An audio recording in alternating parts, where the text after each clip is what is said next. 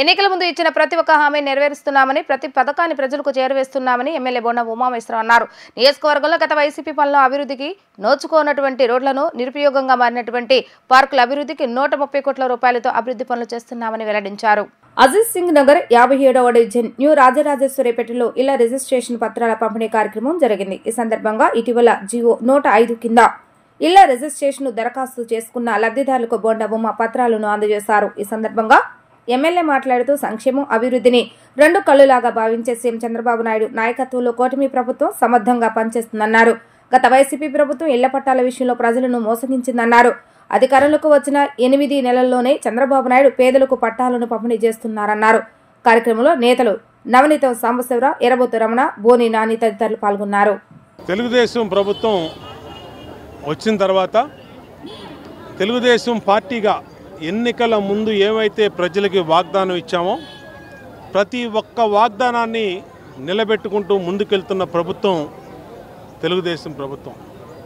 గౌరవ ముఖ్యమంత్రి చంద్రబాబు నాయుడు గారు అధికారం చేపట్టినాక ఎన్నికల ముందు ఇచ్చిన ప్రతి హామీని నెరవేర్చే దిశగా ముందుకెళ్ళాం. ఎన్నికల ముందు చెప్పాం 3,000 పింఛన్ని 4,000 చేస్తామని చెప్పి ఇచ్చిన మాట ప్రకారం 3,000 పింఛన్ 4,000 చేశాం. అన్నా క్యాంటీన్లు ఓపెన్ చేస్తామని చెప్పాం.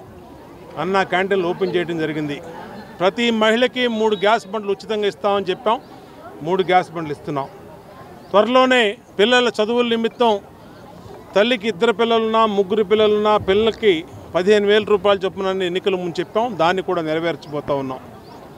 అలాగే తల్లికి వందనం ఏదైతే 18,000 రూపాయలు ప్రతి సోదరీమణికి ఇస్తామని చెప్పామో దాన్ని కూడా జూన్ నుంచి ఇవ్వబోతూ ఉన్నాం. ఉచిత బస్సు ప్రయాణం కూడా నెరవేర్చబోతూ ఉన్నాం. అలాగే ఎన్నికల ముందు చెప్పాం ఆర్ఆర్పేటలో, అలాగే వాంబే కాలనీలో, మన రాజీవ్ నగర్లో ఏవైతే రిజిస్ట్రేషన్లు ఉన్నాయో పెండింగ్లో ఆ రిజిస్ట్రేషన్ని పూర్తి చేస్తామని చెప్పాం. ఎన్నికల అనంతరం పూర్తి చేసాం.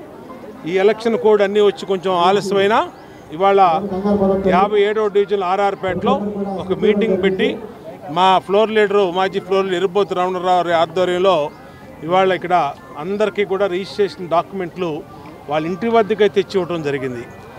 ఈ విధంగా చేస్తూ పనిచేసే ప్రభుత్వం మంచి ప్రభుత్వం ఇదని ప్రజలందరూ అంటూ ఉంటే సంతోషంగా ఉంది.